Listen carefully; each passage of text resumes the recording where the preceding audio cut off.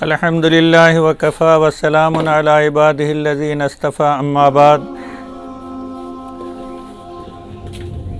قال النبی صلی اللہ علیہ وسلم طلب العلم فریضۃ علی کل مسلم۔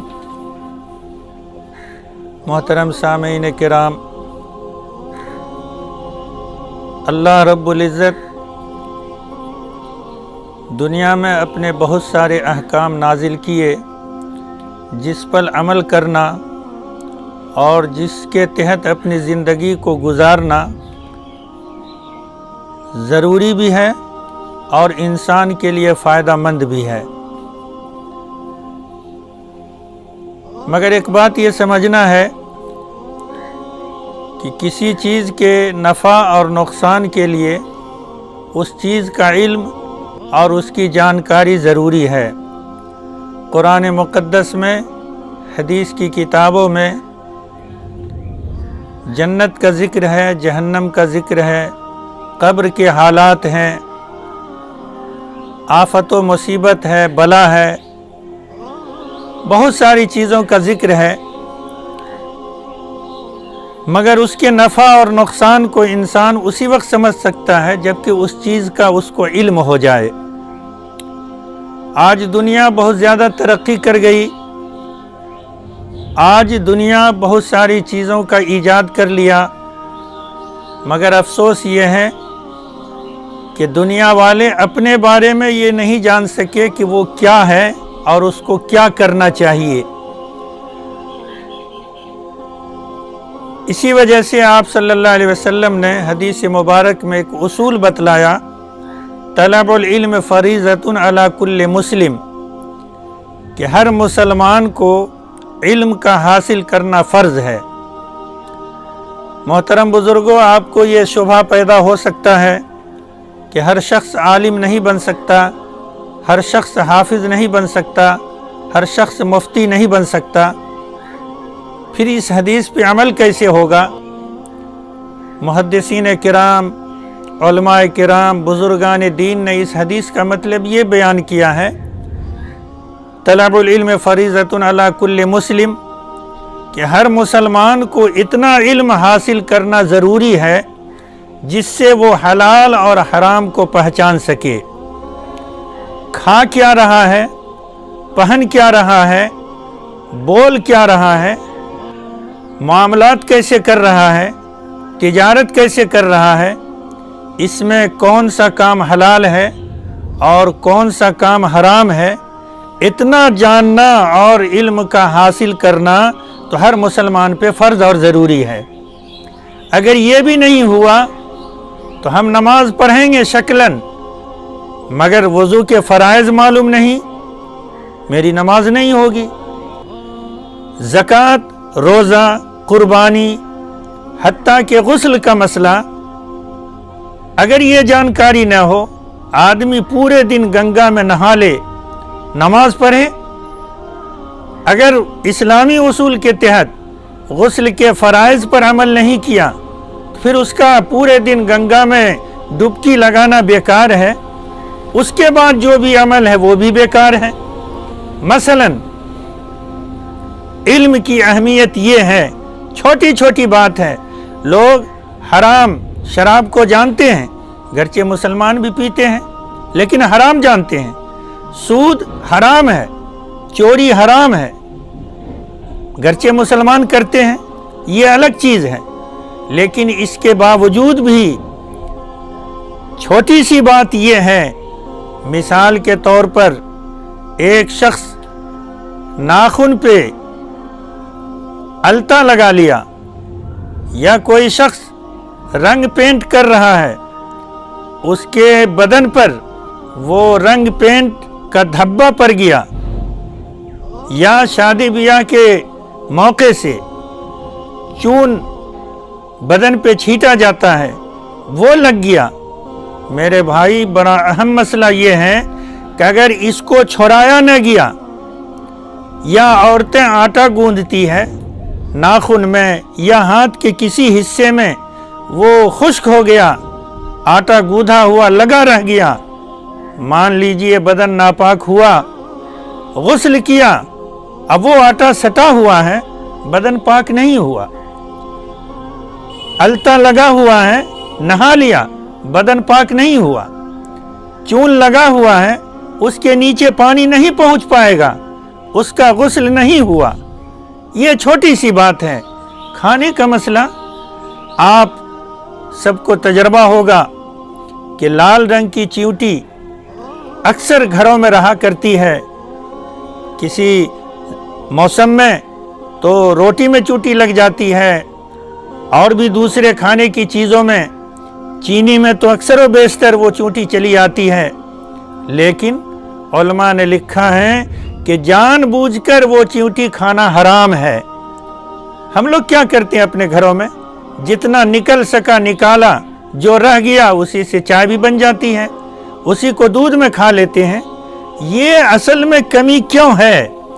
یہ اس لیے ہے کہ ہم نے اپنے اندر وہ علم پیدا نہیں کیا جس سے ہم کو یہ پتہ نہ چل سکے کہ جو لقمہ ہم کھا رہے ہیں وہ میرے لیے جائز ہے یا ناجائز ہے، جو کپڑا پہن رہے ہیں وہ جائز ہے یا ناجائز ہے۔ آپ کو ہنسی آئے گی، ایک مولوی صاحب کا قصہ ہے، وہ پڑھا رہے تھے، لوگوں کو سکھلا رہے تھے۔ آپ نیت باندھتے ہیں، نویت ان اصلی للہ تعالی رکعت صلاۃ الفجر سنت رسول اللہ تعالی متوجہن، تشدید ہے، متوجہن الی جہت الکعبۃ الشریفۃ، اللہ اکبر۔ ایک بوڑھے تھے، بیچارے کو دینی علم نہیں تھا، وہ سمجھ نہیں رہے تھے، انہوں نے برجستہ کہہ دیا کہ آج کا مولوی کہتا ہے متوجہن، ہم تو اب تک پڑھ رہے ہیں متوجہن۔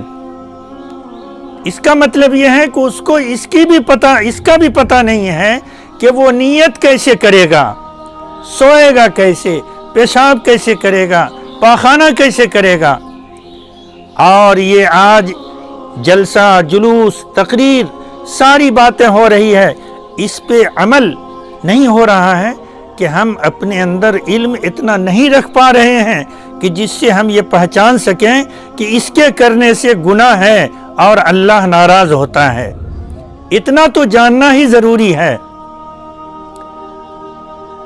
آج افسوس کا رونا ہے، مسلم معاشرے میں ہم نے دینی علم کو، جو شریعت کی بنیاد ہے، جس کی وجہ سے ہم شریعت کو پہچان سکتے ہیں، اللہ کے احکام کو پہچان سکتے ہیں، اس پر عمل کرنا میرے لیے آسان ہو سکتا ہے، ہم نے اس کو اتنا سائڈ کر دیا ہے، اتنا الگ کر دیا ہے کہ معاشرے میں، محلے میں دیکھنے میں آتا ہے۔ میرے بھائی، قرآن کا علم کوئی معمولی علم نہیں ہے، لیکن معاشرے میں، مدرسوں میں، مکتب میں دیکھا جاتا ہے کہ جو بچے بھدے ہوتے ہیں، کند ذہن ہوتے ہیں، باولے قسم کے ہوتے ہیں، بدماش شریر قسم کے ہوتے ہیں، مدرسہ میں اس بچے کو دیا جاتا ہے، اور جو بچے تیز ہیں ان کو میڈیکل میں، انجینئرنگ میں، اسکول میں، انگریزی تعلیم میں۔ ہم نے تو اسی وقت اس علم کا بیڑا غرق کر دیا کہ ہم نے اس کو حقیر سمجھا ہے۔ آپ کو پتہ نہیں، اللہ کے نبی صلی اللہ علیہ وسلم نے فرمایا، خیرکم من تعلم القرآن وعلمہ، تم میں کا بہترین آدمی وہ ہے جو قرآن کو سیکھتا بھی ہے اور قرآن کو سکھاتا بھی ہے۔ یہ قرآن کوئی معمولی کتاب نہیں ہے۔ قرآن کی برکت تو یہ ہے، تین ہی چیز تو ایسی ہے، بقیہ روزہ کے ثواب کے لیے روزہ رکھنا ضروری ہے، نماز کے ثواب کے لیے نماز کا پڑھنا ضروری ہے، زکوٰۃ کے ثواب کے لیے زکوٰۃ کا دینا ضروری ہے، مگر تین چیزوں میں سے ایک چیز یہ قرآن مقدس بھی ہے کہ اگر کوئی شخص پڑھا نہیں ہے، پڑھنا نہیں جانتا ہے، جاہل ہے، مگر قرآن شریف کھول کے بیٹھ جائے، عظمت کی نگاہ سے، بڑائی کی نگاہ سے، اس کے احترام میں صرف اس کے ہر لائن پہ، ہر سطر پہ انگلی پھیرتا جائے، عقیدہ یہ رکھے اللہ کا فرمان ہے، حق ہے، صحیح ہے، سچا ہے، اللہ تعالیٰ اس کو بھی ثواب دیں گے۔ یہ ہے قرآن کا علم، یہ ہے قرآن کی تعلیم۔ آج بچوں کو حافظ نہیں بناتے، عالم نہیں بناتے، اس کی وجہ ہے آپ کو برا لگے گا، آپ تکلیف مان جائیں گے۔ حد تو یہ، اس علم کو ہم نے اتنا حقیر سمجھ لیا ہے کہ آج کسی مسجد میں اگر کوئی امام، کسی مسجد میں کوئی مؤذن، کسی مدرسے میں کوئی معلم نوجوان ہے، کنوارا ہے، میرے بھائی آپ اس کو سچ جانیں کہ اس کی نسبت طے ہونے میں تاخیر ہو رہی ہے۔ لڑکی والے سمجھتے ہیں کہ مولوی ہے، بیٹی کو سکھ کیسے ہوگا، مؤذن ہے، بیٹی کو آرام کیسے ہوگا، مدرسے کا مولوی ہے، چندہ کرے گا، زکوٰۃ کا کھائے گا، کوئی بیٹی دینے کو تیار نہیں ہے۔ آپ صلی اللہ علیہ وسلم نے فرمایا یہ اس وقت پتہ چلے گا۔ خوش قسمت ہیں وہ ماں باپ جو اپنے بچوں کو دین کا علم سکھاتے ہیں، اتنا کہ جس سے اس کی زندگی میں حرام حلال کا پہچان ہو سکے۔ اللہ کے نبی صلی اللہ علیہ وسلم نے فرمایا کوئی ہے ایسا بڑا سے بڑا راشٹرپتی بھی بیک وقت 10 مجرم کو پھانسی سے بچا نہیں سکتا ہے، پردھان منتری پھانسی سے بچا نہیں سکتا ہے، بڑا منسٹر بھی کسی کو پھانسی سے بچا نہیں سکتا ہے۔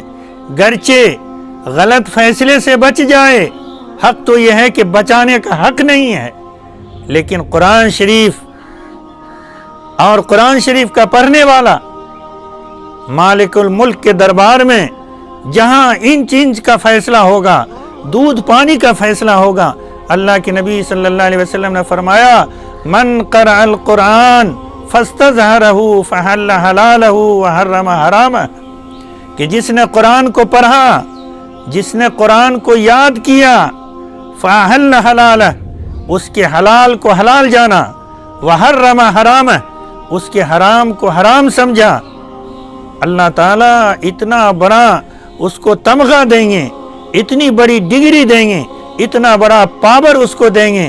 اللہ کے نبی نے صلی اللہ علیہ وسلم نے فرمایا وَشَفَّعُهُ فِي عَشْرَةٍ مِّنْ أَهْلِ بَيْتِهِ، کہ اس کے گھر والوں میں سے 10 کی سفارش قبول کی جائے گی، كُلُّهُمْ قَدْ وَجَبَتْ لَهُ النَّارِ، ایسے 10 جن کے نام سے جہنم واجب ہو چکی ہے۔ ایک حافظ اپنے گھر والوں کے 10 افراد کو جہنم سے نام کٹوا کر جنت میں لے جائے گا۔ اس وقت پتہ چلے گا کہ یہ علم کیا ہے۔ آج تو حد یہ ہے کہ علم پڑھا بھی نہیں، سیکھا بھی نہیں، اس کے قریب بھی نہیں گئے، الٹے ایک کریلا تو اپنے ہی تیتا، دوسرے نیم پہ چڑھ جائے۔ علماء سے، حفاظ سے، مدرسین سے، دین کی محنت کرنے والوں سے حد تو یہ ہے کہ لوگ بغض رکھتے ہیں، لوگ اس کے پیچھے پڑ جاتے ہیں۔ اگر یہ حدیث آپ کو ذہن میں رہنا چاہیے، اللہ کے نبی صلی اللہ علیہ وسلم کا فرمان ہے، حضرت ابو بکر رضی اللہ تعالی عنہ کا فرمان ہے، سمعت، میں نے سنا ہے، وہ صحابی کہتے ہیں میں نے سنا ہے، سمعت النبی صلی اللہ علیہ وسلم، ہم نے نبی کو فرماتے ہوئے سنا ہے کہ نبی نے یہ فرمایا اغدو عالما، اے لوگو سب سے پہلی کوشش تو یہ ہونی چاہیے کہ تم عالم بنو، پہلی کوشش۔ مان لیجئے دنیاوی دھندے ہیں، کام ہے، مجبوری ہے، گھر کے باپ ماں نہیں پڑھوا سکے، تو اللہ کے نبی صلی اللہ علیہ وسلم نے فرمایا اغدو عالما، عالم بنو۔ اگر عالم نہیں بن سکے او متعلمہ تو کم سے کم طالب علم بن جاؤ، تقریروں سے، خانقاہوں سے، تبلیغی جماعت سے، مدرسے میں بیٹھ کے علماء کے قریب ہو کر طالب علم بن جاؤ۔ اگر یہ بھی نہیں او مستمعہ، کم سے کم ان کی بات کو سنو، عالم نہیں بنے، طالب علم نہیں بنے، لیکن کم سے کم اتنا تو کرو کہ اس کی بات کو سنو۔ سننے کا بھی موقع نہیں ہے تو آپ صلی اللہ علیہ وسلم نے فرمایا औ मुहिब्बन, कम से कम इतना तो करो कि हाफिज से, मदरसे के मौलवी से, मस्जिद के इमाम से, मस्जिद के मुअज्जिन से, इससे कम से कम मोहब्बत रखो, इतना तो करो। आगे ये फरमाया अल्लाह के नबी ने, वला तकुनिल खामिसा, पांचवा मत बनो। पहला क्या फरमाया? उग्दू आलिमा, एक, औ मुतअल्लिमा, तालिब इल्म बनो, दो, औ मुस्तमियन, सुनो उनकी बात को, तीन, ये भी नहीं, औ मुहिब्बन, मोहब्बत करो, ये भी नहीं। अल्लाह के नबी ने फरमाया वला तकुनिल खामिसा, पांचवा मत बनो। आगे क्या फरमाया कि अल खामिसा अन तुबग़िज़ल इल्म व अहलहू, पांचवा ये है कि इल्म वाले से और उस इल्म से तुम बुग़्ज़ रखो। तो अल्लाह के नबी ने फरमाया फतुहलिक, तब तुम हिलाक हो जाओगे। आज हमारे अंदर ये खराबी है, आज हमारे अंदर ये बीमारी है, न आलिम बने, न तालिब इल्म बने, न उनकी बात को सुना, न उनसे मोहब्बत रखा, ऊपर से नीम के दरख्त पे करेला का फल ये आ गया कि और उल्टे उनसे बुग़्ज़ रखने लगे। आका दो जहां सल्लल्लाहु अलैहि वसल्लम का फरमान है कि अगर तुम पांचवा बनोगे फतुहलिक, हिलाक हो जाओगे। इसलिए मेरे भाई, हम इस दीन की अहमियत, दीनी इल्म की अहमियत को समझें कि इल्म दीन है क्या। इससे अल्लाह के अहकाम को पहचाना जाएगा।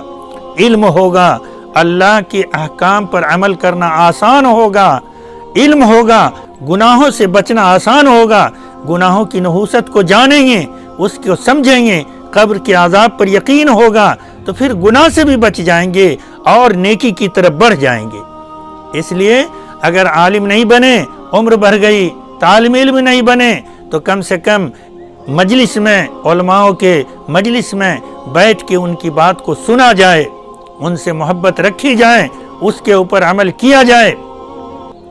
तो फिर देखिए इंशाअल्लाह हमारे घर में, हमारे मुआशरे में, हमारे माहौल में, हमारी बस्ती में इंशाअल्लाह दीन का फ़िज़ा, दीन की फ़िज़ा बनेगी और इस पर अमल करना आसान हो जाएगा। ज़रूरत है कि हम अपने बच्चों को दीन का इल्म सिखाएं। छोटे छोटे बच्चे हैं, क्रिकेटर का जब से पैदा हुआ, जब वो रिटायर किया, कब कितना सिक्स मारा, कितना फोर मारा और कहाँ उसको क्या मिला, सारा रिकॉर्ड जान रहा है। और मुसलमान का बच्चा नबी का नाम सही से नहीं जानता है, मुसलमान का बच्चा नबी की बेटी को नहीं जानता है, मुसलमान का बच्चा कुरान के पारे को नहीं जानता है, मुसलमान का बच्चा खुद अपने नाम का माने नहीं समझ पाता है। ये हमारे लिए अफसोस की बात है। इसलिए मेरे भाई, हम दीनी इल्म अपने बच्चों को दीन का इल्म कम से कम इतना तो ज़रूर दिलवा दें जिससे कि वो हराम और हलाल का पहचान कर सके, ताकि उसकी ज़िंदगी में नेकी आ जाए और उसकी ज़िंदगी से बुराई मिट जाए। आखिर में एक मसला ये है, इल्म ही के मुताल्लिक से देखा होगा घरों में, मोहल्ले में मैयत को नहलाया जाता है। लोग इस बात को ज़रूरी समझ लिया है कि जो भी मुर्दे को नहलाएगा उस शख्स को नहाना ज़रूरी और वाजिब है। ये मसला सरासर गलत है। अगर नहाने वाले का बदन पाक है तो फिर गुस्ल देने से, मैं आपको एक मिसाल देता हूँ, उस मैयत से ज़्यादा गंदी चीज़ है पाखाना, उस मैयत से गंदी चीज़ है पेशाब। पाखाना जाने के बाद लोग उसको धो तो लेते हैं लेकिन नहाना ज़रूरी नहीं समझते हैं। फिर क्या वजह है कि मैयत के नहलाने वाले को लोग नहाना ज़रूरी समझते हैं? ये हमारे अंदर इल्म नहीं है, उसका बदन नापाक नहीं होता है। हाँ, कीचड़ पड़ जाए, पानी पड़ जाए, कपड़ा भीग जाए, बदल सकते हैं, लेकिन नहाना ज़रूरी नहीं है। क्यों? इस जगह भी वही बात है कि उसके अंदर वो इल्म नहीं है जिससे वो ये जान सके कि बदन कब नापाक हुआ और बदन कब पाक हुआ। इसलिए मेरे भाई, इरादा कीजिए कि इंशाअल्लाह हम अपने बच्चों को दीन की तालीम दिलवाएंगे, हम खुद भी सीखेंगे और अपने घर में, अपने मोहल्ले में हम दीनी तालीम को ज़िंदा रखेंगे। दीनी तालीम اس کو ہم آگے بڑھائیں گے تو پھر انشاءاللہ ہر جگہ دینی فضا بنے گی اور لوگوں کو دین پہ چلنا آسان ہو جائے گا۔ اللہ تعالی ہم سب کو دینی تعلیم، دینی علم سیکھنے، اس کو سکھانے اور اس پہ عمل کی توفیق عطا فرمائے۔ آمین ثم آمین۔